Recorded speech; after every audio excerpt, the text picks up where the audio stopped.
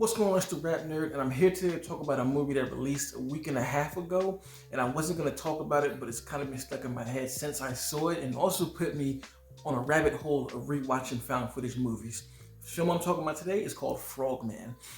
Now, to me, before I get started with the review, this is the second best found footage movie of the decade. The first being Host. I think that one just really took advantage of the time period and did it perfectly, but second runner-up is this one right here.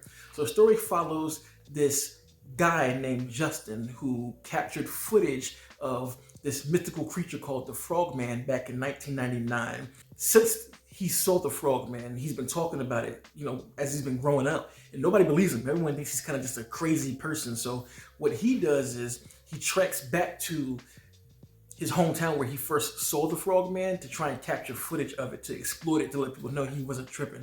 So this film is found footage, like I said, and one thing that I love about it is the cinematography. It's shot in a way that looks just like the old VHS tapes, camcorders from back then. It's letterboxed 143, and it really puts you in the place of them shooting the footage on location. It's done really, really well. And granted, it takes place in present time, but he specifically chooses his old camera that he used back then to, I guess, bridge the gap between what he saw back then and now, so it doesn't feel like he's faking it. And this is a choice that he makes as a character point in the movie. So to me, that aids the direction of the cinematography, and they had the nice film grain on it to make it really feel like it's shot from a camcorder. It might have been. I mean, it's very convincing, but I know you can do a lot of things with technology these days to make it look like it took place back then.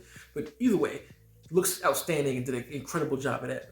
This found footage is, to me, it is such a fun ride, because what he does is, the guy named Dallas, he gets a girl that he knows to kind of play like a host, and he gets his friend who's also a cameraman. He does it for a living to actually shoot the found footage.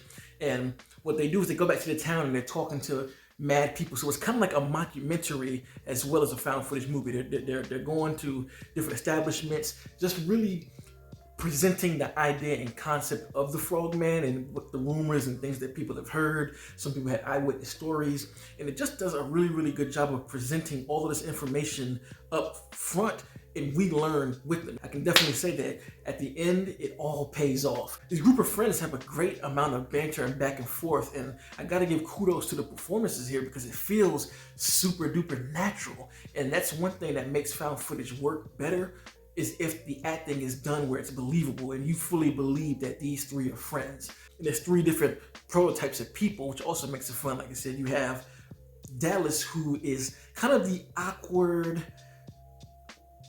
trying to find himself, but he's still too old to be trying to find himself. So he has the awkward nature of him. And then you have his friend who's a girl who is high sprung, and she does this thing where she changes her accent while she's in the actual documentary. She's talking like she's like a country singer, and she's jumping back and forth with talking regular and then talking like that. So it just makes the mockumentary aspects of it even more fun.